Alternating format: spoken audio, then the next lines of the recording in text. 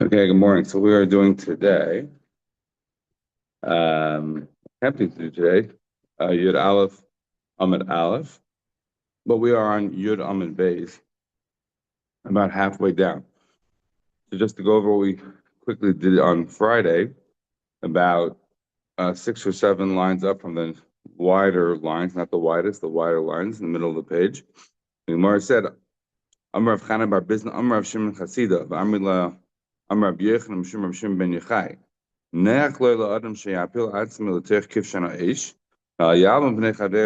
Better that a person should jump into a burning fire than to be mavayir somebody barabim. You know, let me Tamar. How do we see that? We see that from Tamar. Why? Because the pasuk over there by Tamar said that she's going to be taken out to the stake. Right? This would not be true according to the Balaturim. Right? There's a big Balaturim there in Parshas Vayeshev. What does the Balaturim say? That she was going to have essentially an Nathaniel Hawthorne kind of scarlet letter, right? They were going to put into her, they were going to stamp her, but that she was an adulteress. That everybody would know, but they weren't having any intention to kill her. So this Gemara would not go according to that kind of an understanding. If it was never intention to kill her, so then this Gemara has no basis. The Gemara is only having a basis if you understand himutzeis, that she's being taken out to actually be killed. And nevertheless, despite the fact that her life is in danger, instead of saving herself by saying, I'm pregnant by Yehuda, she says, I have these items, and the person to whom they belong is the one who impregnated me. She doesn't say that they belong to Yehuda. And presumably, Yehuda knew that they were his, but not necessarily everybody knew that they were his. Otherwise, again, what's the big benefit? If everyone knows that stick, that's Yehuda's stick, how does again, giving that up essentially spare him from the knowledge of the shame. So this notion that she says Hakirnon, she doesn't say that it's from Yehuda, teaches us the halacha that a person is supposed to be avoiding embarrassing anybody. Should point out that the Ram Hilchos Deis, when the Ram brings down this halacha about not embarrassing somebody there in Perek Vav and Hilchos Deis, the Rambam doesn't actually use the lashon. At least not to my recollection. I don't believe he used the lashon of nech le'adam sheyapo atzmo l'tef kivshan eish. He doesn't go that far. Look, what we're literally saying here in this Gemara is it sounds like that this is one of like the Gilei Rash, Shvichas Dam, and Avodah Zarah, right? And those things you have to better kill yourself than to be over them. Here we're saying that it's so bad to be over on somebody is a shame, better to die than to shame them, right? So the Ram doesn't use this lashon. He says that you shouldn't, be embarrassing them. And in the Sefer HaMitzvahs, he quantifies exactly how much you have to do before it's considered too much to be embarrassing them. But he doesn't bring on this lashon. I don't think, if I'm recalling correctly, he doesn't go that far, which is interesting because he does say that it's absolutely us to be embarrassing somebody. The rabbin. Now let's look at Taisus for a second. Taisus says, the top Taisus here on the page. So Taisus says that Kol Hayorn Legehenim, Oilan, three types of people do not get out from Gehenim.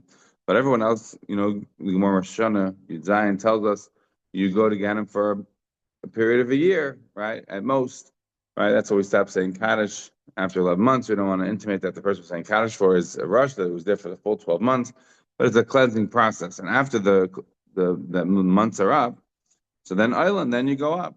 Now, the Gemara over there says that there are certain people that even after the full year process, they don't go into heaven, right? Their souls are winked out.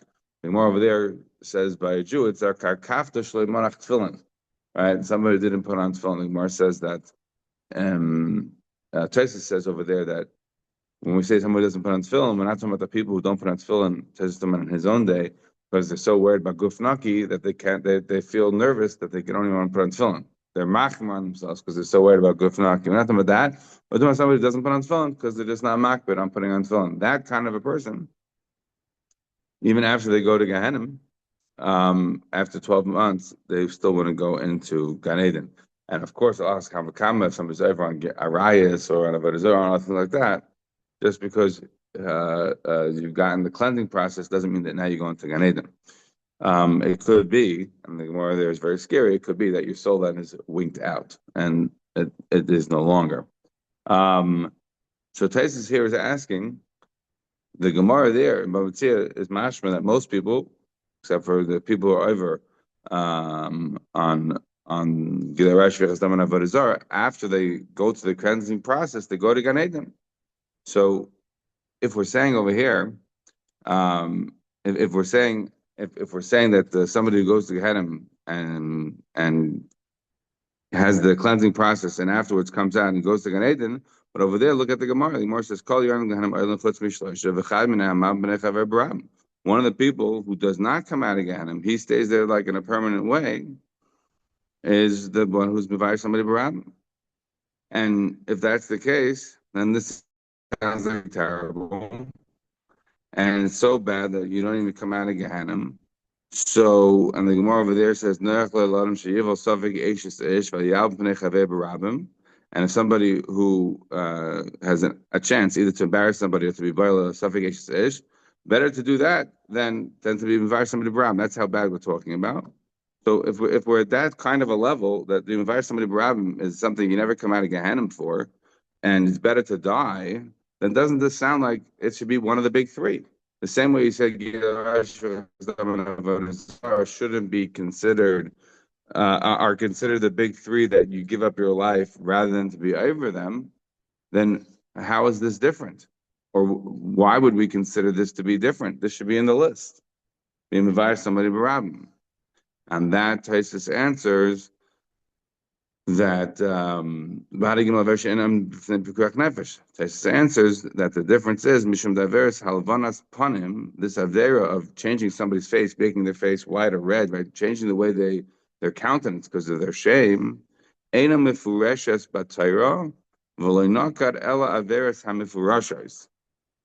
Gilei V'Chesdam and Avodah Zarah are considered to be standalone mitzvahs which are clear in the psukim. But the mitzvah of Havanas Panim, the mitzvah of not shaming somebody, is not a mitzvah mufareshes. And since it's not a mitzvah mufareshes, it doesn't get considered. But what is the takeaway from Taisvis? That halachically, you should better give up your life than to mevar somebody barab. Why am I not considering it when I put together the list? Because it's not a mitzvah mufareshes. But otherwise, it would be there. So the tshuva of the Binyan Tzion, Yaakov Ettlinger, right, otherwise known as the Orachlin there, who said as follows. So he's also on this topic about shaming somebody and how bad that is. And he gives another answer as to why it's not considered. Why it's not considered part of this big three. After all, we're saying it's so terrible, avoid it at all costs, even give up your life for it. Why not consider it? The reason he has to come up with another answer is because fundamentally he's bothered. He's bothered by the idea that how do you say it's not a mitzvah of rashes? When the Rambam and the Chinuch and the Sefer Mitzvahs and Sefer Chinuch, when they talk about this mitzvah of not shaming somebody barabim, that comes up in the mitzvah of Leisisa of Chet. As part of the Hachiach Techiach Sabisacha, as part of the mitzvah of being Machiach somebody in appropriate fashion, giving correct kind of criticism, it says, of Chet. While you're doing the Techacha, don't make yourself a sin. How do you make yourself an appropriate Techacha without taking on yourself a sin? By not being Vash, the person barabim. Correct the Binyan Tzion, it is a mitzvah for Reshes. The mitzvah, part of the mitzvah of Techacha. And mitzvah, the Binyan Tzion is in Chelik Aleph and Siman Kufayim Beis. So he asks the question. All right, it's a fair question. It's part of the mitzvah of L'sisa of Chet, so it is a mitzvah for Reshes. If it's a mitzvah for Reshes, then why don't I actually have mitzvah mufareshes to be then considered as part of the list? Right, the whole basis of Taisus is that it's not a mitzvah mufareshes, but it's part of the mitzvah of Lois of Chet, part of the mitzvah of Echet Echiach. So what do you mean? Therefore, he comes up with another answer. What is his answer? His answer is based upon a Shar Tshuva. All right, now it's time for Shana, so good to quote a Shar Tshuva. What is Shar Tshuva, right? Says Shara Tshuva writes in Shara Shlishi that we have when it comes to the mitzvahs of Avodah Zarah Shvichas Damim, also what we call avak Shvichas Damim, right? Avak, right? Ritzicha, right? There's avak lashon hara, right? You heard of that? You heard of avak Avodah Zarah, right? There's avak arise. What does that mean? It means there is the granddaddy Avera, and then there's like all the hangers on. There's all the relatives. It's a part of it. Therefore, what does he want to use the Shire Tshuva for when it comes to the Avak Shvichas Dam, the Avak Ritzicha? That it is included. He wants to make the argument that when we're saying that your whole question is why is this idea of Imam Pnei Chaver Baram and Chel Haba, and it's better to be going to the Kivshana Eish to do such a thing, how could it not be included in the list? No, it is included in the list. It is part of Avak Shvichas Dam. It's part of that. This is a type of killing somebody. The same way Shar Shuv explains. When you kill somebody, they lose the blood. So when you embarrass somebody and the face drains of the blood, right? They're changing colors. So that's an avak of ritzicha. It's an avak of shvichas damim.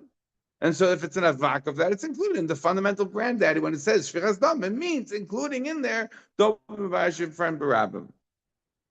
That's the answer to the Binyan Siyam based upon the Shar Tshuva to explain why it would not be here in the list. Okay, all right. Continues on what we have to go today. So I already alluded to you on Friday, as the Maharsha points out, the next Gemara. So the Gemara said that Amrav Chama Rabbi Chanina b'Haker Biser La'aviv b'Haker Bisruhu.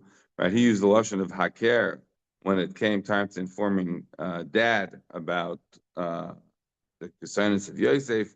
And so when they informed him about the fact that he was the father of the child, it was all of what turned out to be twins. It was also with the lashon of Haker, right? The Haker Biser. What is the lashon of Haker when he was introducing the bloody ksenis back to the dead? He said Haker no, Haker ksenis bincha hi im loy, right? He said to Dad, he said to Yaakov Avinu, recognize this. Is this happen to be your son's ksenis passing? And Haker Besru, and again the lashon of Haker was used on him when she said to him, Haker no lemi achesemes v'amata v'apasilim ha'ila. As I said, this is nice, and as Marsha notes, fits beautifully with the midrash adam meidabai.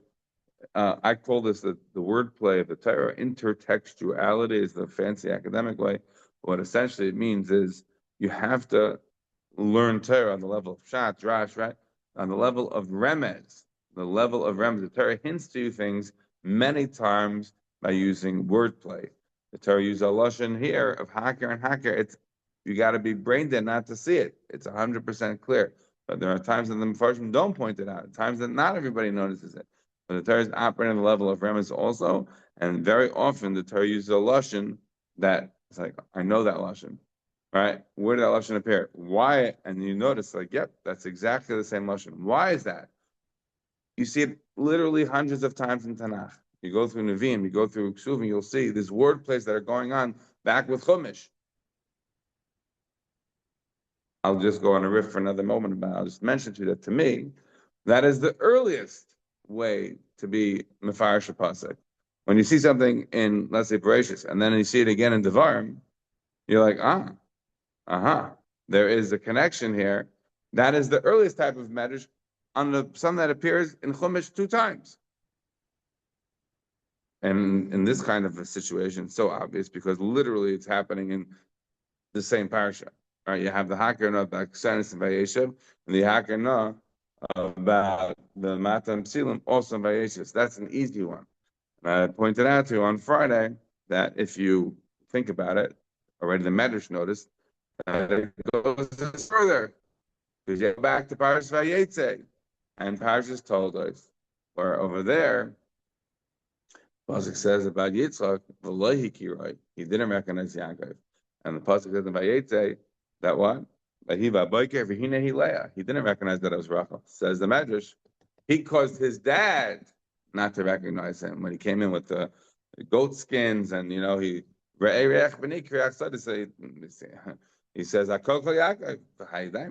doesn't recognize him. Doesn't recognize him. He caused his dad not to recognize him. Hence, in the week after, Parashat Vayetze, says the Medrash, he did not recognize that it was Rachel. That it was Leah, I'm sorry, not Rachel. So the Midah Kedeged Midah is replete throughout Bereshis. It's one of the ways to go through the whole Sefer of Bereshis. But again, one of the ways to read Tanakh, to understand Tanakh, is on the level of Remez, and that is very much evident when we have wordplay in the Chumash. All right, continues the Gemara. No, but the lashon that she said, Hakir, no, please recognize. Why did she say please? She had good manners. She studied Emily Post. No, says the Gemara, Ein el lashon bakasha. The lashon of no is always the lashon of bakasha, asking, where is it not? Where is it not a lashon of bakasha? And Pasha's boy, right, when it refers to raw food. Al teichlu mimenu na uvashav mevushal mamayim. Kiim sliesh rasher al kara ve'al kirboy. Over there it means raw, but generally speaking, na means please, bakasha, right? Moshe Rabbeinu davens for his sister Miriam. Kel na refana la, right? Please save her. Yeah. So it continues the Gemara. Amrale v'va'akash mincha haker pnei perecha v'altalim einacha mimeni. She asked him, please, I beg you, please recognize your Creator and don't lift your eyes from me. In other words, spare me. I'm not telling you who this belongs to. No one here knows, but you know. So please recognize it. Ayake Yehuda, Vayomer Tzadik Amimeni. Yehuda recognized her. He recognized the items, and he said, she is more correct than me. Tzadika mimeni. She's a tzaddik. What does tzaddik mean? Not the way it's understood today. What does tzaddik literally mean? Sodek, to be right. She is more correct than me. This is what we learn out. Yosef shekideh shem shamayim b'seister zacha v'yistif le'ois echad mishmei shel HaKadosh Baruch Hu. Yosef, who's mekadosh shem shamayim b'seister. In other words, he had a moment, he had an opportunity to be able to be mizana with Bas Parai, and he did not. I'm sorry, Bas Parai, with Eishes Peitifar, and he did not take it, and he did not take it, and there was no one there to witness. There was no one there who would have known, and nevertheless, he still didn't do anything. So therefore, he gets a bracha of an extra letter from the word of Hashem. The Siv Eidus b'Yehosev Shemai. Right? He gets the hay added to his name, as we say in the what do you call it, the Shir Shal Yaim. So the schus, the schar of not sinning, he got himself a hay. Yehuda shekideh shem shemayim b'farhesya. Yehuda is mekadosh shem shemayim publicly, meaning what? And if you look at Chazal, again, it's not obvious in Pshat on the Psukim, but if you look at Chazal, Yehuda was about to kill Tamar, and he had assembled the whole court, right? And Yaakov Avinu was there, and everybody's there. And in public, he has to take on the humiliation of saying, "Oh, actually, it was all me."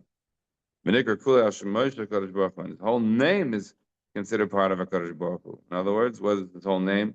That's a part of HaKadosh Baruch Hu. It's Mamish. Yehuda has every aspect. It has the Yud Kei Vav. It has everything in there. Right? It's Yud Kei Vav Kei.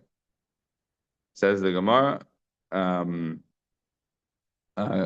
maybe before we go to the Gemara, just to mention, I have a bit of a problem with this Gemara. Maybe you do also.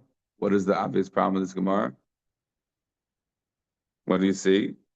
Yehuda, because he was Mekadosh Shem Shemayim B'Farhesya, is zeicha to be called entirely the name of HaKadosh Baruch Hu. Really? What do you mean? His name is Yehuda. His name was Yehuda before the Maisa of Tamar.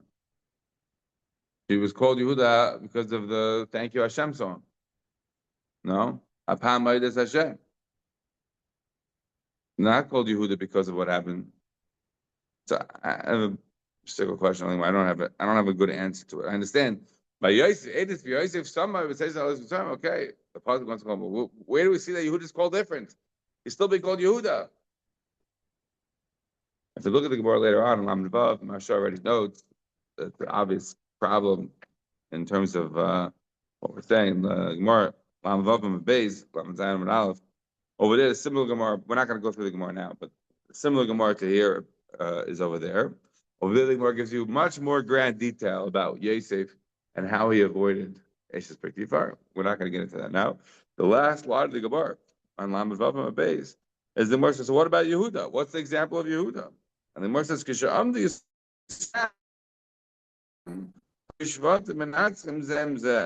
so the exact Gemara says that the example of Yehuda Mekashem Shemaim before as it turns out in Lamed Zayin but Aleph, is the situation about going on the sea and everybody's terrified, right? The Pasuk says the Jewish people are like, tittering and their teeth are chattering and they're like too scared until Nachshon ben Aminadav jumps in. And that's the Mekashem Shemaim before Hashem.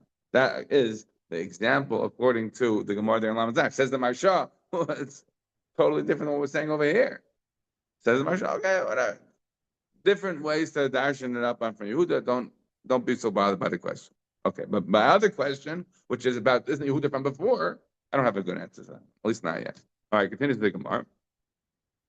Yeah. So Kevan tried to many once Yehuda admitted and said that she's more correct than me. Yatsa Basko, what do you call it? Heavenly voice comes out. You saved Tamar and her children, her twins, from the fire. I'm going to save 3 of your children from the fire. Okay. Continues the Gemara. What does it mean she's more righteous than me? She's more right than me. Right? Righteous comes from being right. She is more right than me. How do I know? So over here in the Gemara, you don't get the juice. You have to look at the Gemara in the end of Makis. Makis Chav Gimel, the Gemara there gives you the juice, the Havamina. What is the Gemara meaning? Minoyada, how does she know? I'm sorry, how does he know? The Gemara says because she could have been boiled to somebody else. In other words, yes, that's your mata and your, yes, it's your stick and your thing. Fine. But who says that means that she's pregnant from you? It could be she was an active, Zaina. She was as far as Yehuda knows, she was a Zaina, Einayim al-Aderech. Maybe she, was engaged with somebody else that day. How do you know? That's the Gemara's question. How does Yehuda know she's taught to many that she was right about this and that it is actually from Yehuda, not from anybody else? On that, the Gemara answers here and the Gemara answers there. Yatsa Baskov Amar Mimeni Yatsa Kvushim. That Baskov came out and said these hidden things that come from me, meaning Hashem, as it were, is affirming it. Taisus points out in the second Taisus on the page, but the Gemara over there challenges it. And the Gemara doesn't accept that the Baskov came out as an obvious thing, and the Gemara ends up saying it's a Gemiri. It's a tradition that they had that a Baskov came out. It's not 100% clear. In any event, what is clear is that Yehuda said that she is more correct than him. Again, according to the Pashup Shot, there was no doubt in Yehuda's mind that she was a Mizana, right? If she was taking on the job of now being a Zaina and going with a bunch of people, she didn't have to wait for him. No. Elamai, what was going on is that he saw, and what does Yehuda say? Sotah to call me many. Ki alkein lo yinisatiyah l'sheila b'ni. She's right. Why is she right? I didn't give her to Sheila. Sheila had already reached an age where it would have been appropriate to do Yibam, and I refused to give him to her. So therefore, she is correct. She is correct on the idea of Tzad many from the Pshat and the Pasuk is not a vart that I need a baskol. Right? The Pshat and the Pasuk is certainly more than enough. Yehuda recognizes that it's her and that she has done this in order to be able to perpetuate the Hakim Zera in the family because I'm not giving her Sheila. Good? Okay. Continues the Gemara. What does it mean in the Pasuk that it's a famous Maslekes in Chazal that he didn't, it wasn't Yosef Oyladata, it wasn't Yosef to know her anymore. So it can be understood both in two ways. Yosef Oyladata, he didn't know her anymore, meaning he was never with her again. Yosef Oyladata means he was never not with her anymore, meaning he remained married to her. Both sides are understood in the Chazal. Rashi brings down from the Medrash. Over here in this Gemara, however, we have a very interesting line. The very interesting line is one as follows. It says the Amar Shmuel Saba Chamua de Rav Shmuel Bar Ami Mishmei Rav Shmuel Bar Ami. You don't see it so many times in Shas where you have somebody who's a father-in-law quoting his son-in-law. Right over here, you have Shmuel Saba, who's a father-in-law of Shmuel Bar Ami, who's quoting Rav Shmuel Bar Ami to tell you a vart from his son-in-law. Right? What's the vart? Kevin Sheyeda Shuv le posak mimena. Once he had known her that time on the road, he never stopped. In other words, he kept on being married to her. Pasuk says in English, the Matan Torah, right? The great curl that did not stop. So in the same way, v'lo Yosef, again, as you see here, the similar lashon is used. So we want to learn out from that he kept the relationship with her. All right, now we have back to our regular scheduled program of talking about that how a person is acting, Hashem is treating them back. So now we go back to discuss Avshalom. Avshalom nisga b'sayrei. Avshalom had big hair. Tana Rabbanon. Avshalom b'sayrei marat. Avshalom uh, with his hair.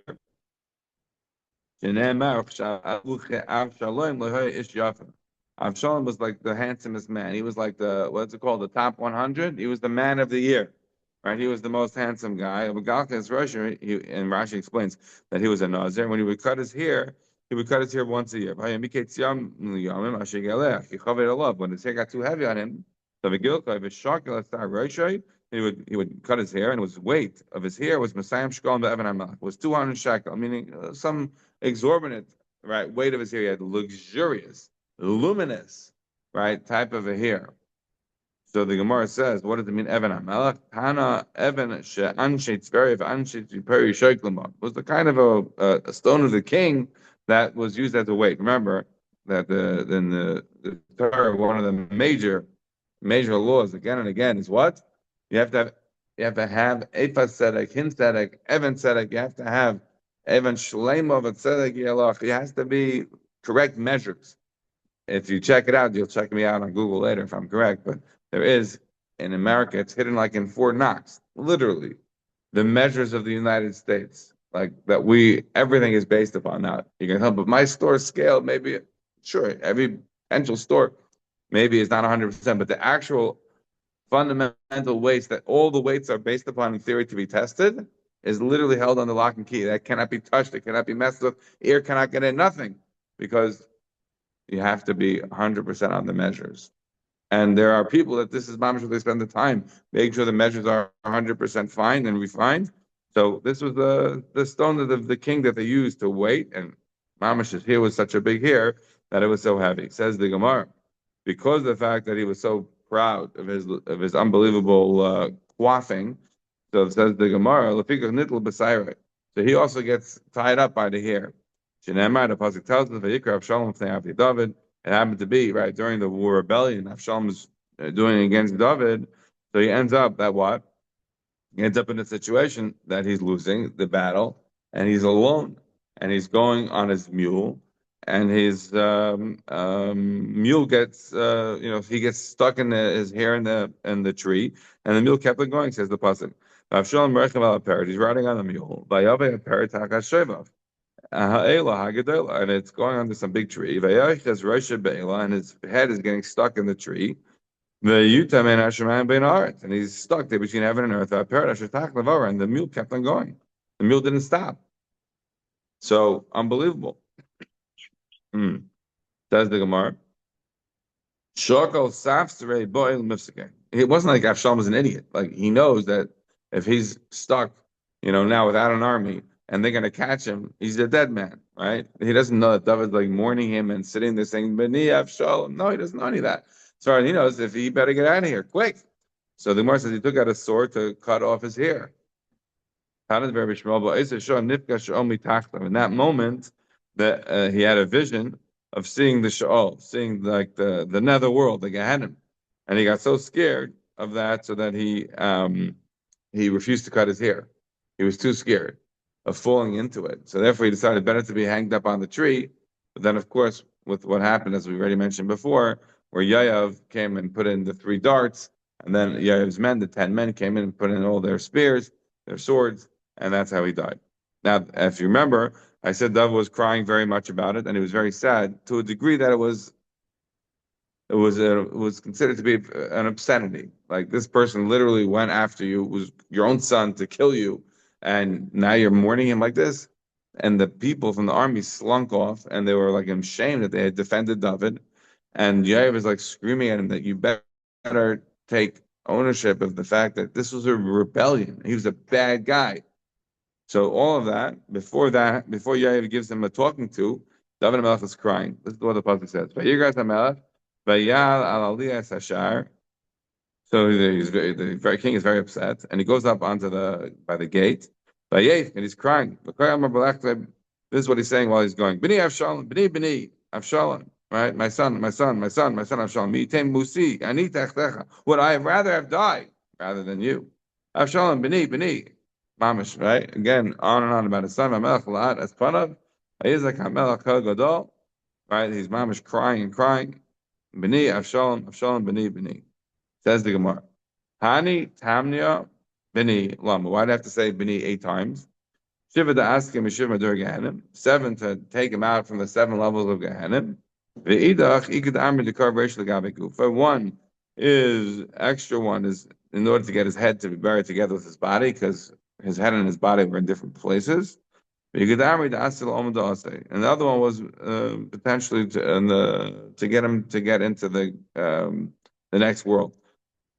Those are 2 options of what it was. So if we look here on Taisvis, so Taisvis says the curve racial gabagufe. What does it mean to get his head together with his body? So Taisvis asks, I don't understand. Rameir writes in Sanhedrin. Rameir said that Avshalom is the Chelik Olam Haba. According to this tzad that says that that it's to get him to the Amud Yomi. He's not supposed to be going to Olam Haba. He is in the Chelik Olam Haba. Im Kain Sfirle the curve racial gabagufe. Rameir, who must say that he doesn't go to Gan Eden, he's not allowed in, so he must say that it was just to get his head back to the body. Right? He cannot hold that he goes to the next world. Right? If he holds that he has no place in Olam Haba, then he cannot hold to this opinion. Right? There is machlekes between the 2 sides about what the 8th bini is. Either it's to get into the next world, or it's to get the head close to heaven. Rameir, who says that it doesn't have a chelik in Olam Haba, so he must say that it's just to get the head close to the body and not to get to Amud Yomi. Nevertheless, says the Gemara, even if a mayor says that he doesn't get into Olam Haba, there's still a difference between Olam Haba and Gehenna. So he can still hold of the 7 times he said Bini to at least get him out of Gehenna. Even if he can't get him to the next world, at least get him out from there.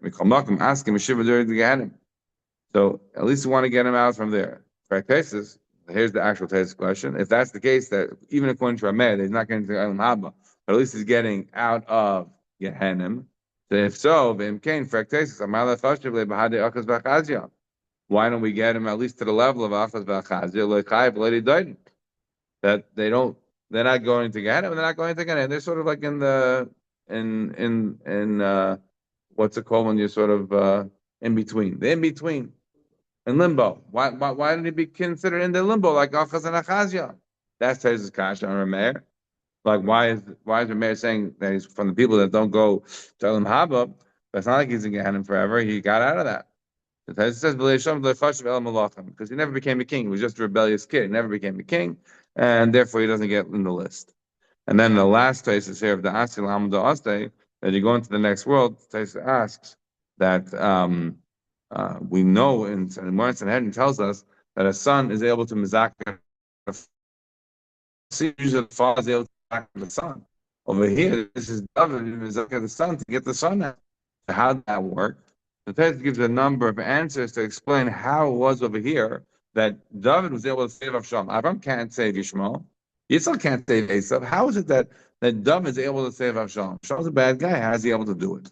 The text says a couple of answers. And Taisa says, Mishum Avshalom natal es shaloi b'olam hazeh shenareg b'misa mishuna. Unlike Yishmael, unlike Esav, Avshalom was killed. Right? Killing is a big kapara. And he got killed in a misa mishuna with all the spears and the hanging on the tree. I mean, he got a pretty nasty death. That's a huge kapara already. So David, most times the father can't save his son. It's true. But in this situation where the son already got big help from the kind of terrible death, he was able to help. That's one answer of Taisvis. Second answer of Taisus is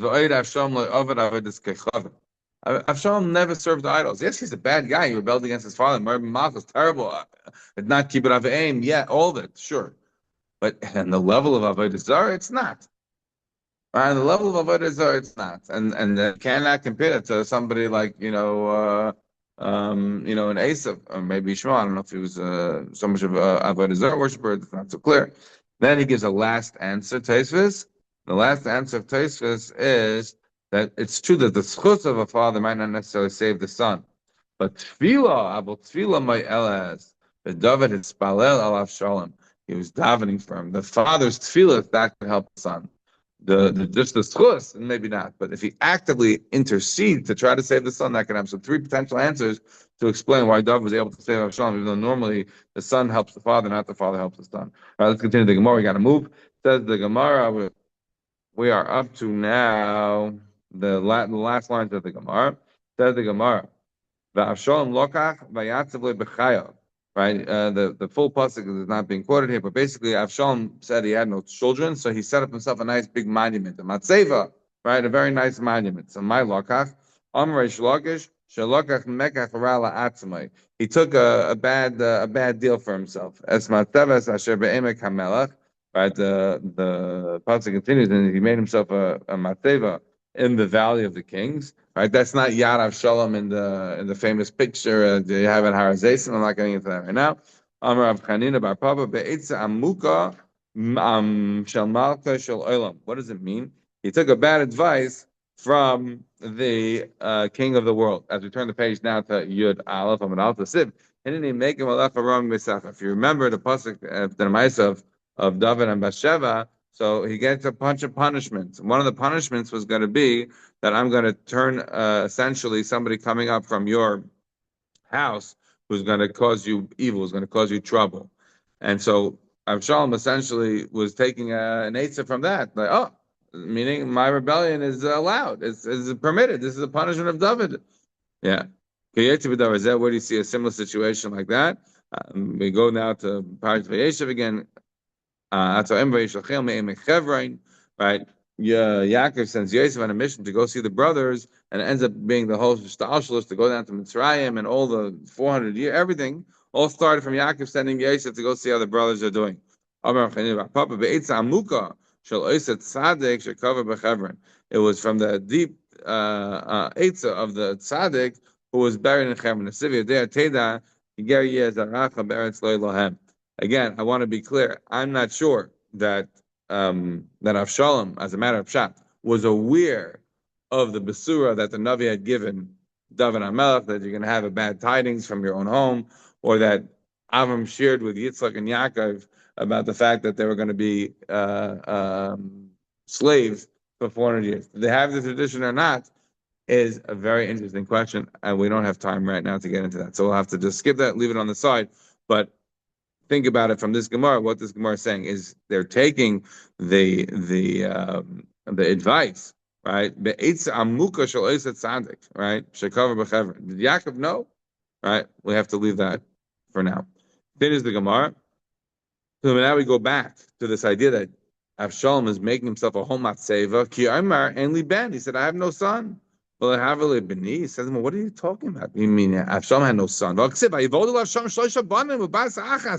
pasuk is clear. He had kids. What do you mean he hasn't got a kid? He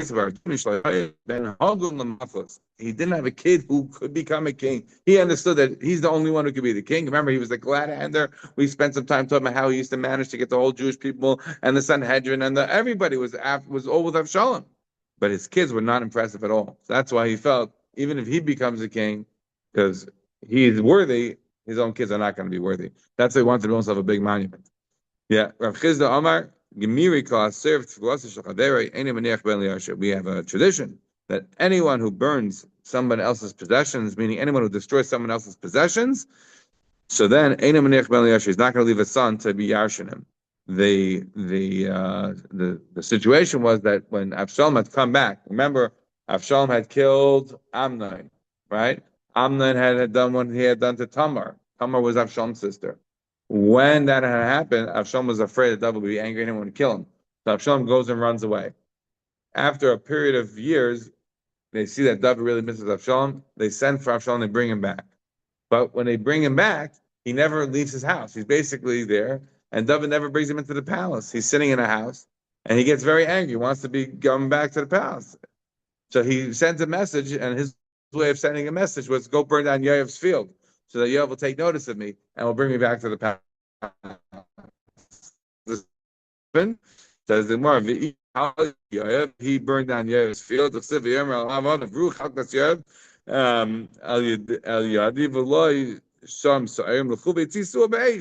go burn it down. When they burn it down. That was the way he got back attention. That's the way he got back into David's graces. So we have to stop over here. But yeah, we'll have to continue on more tomorrow. Okay.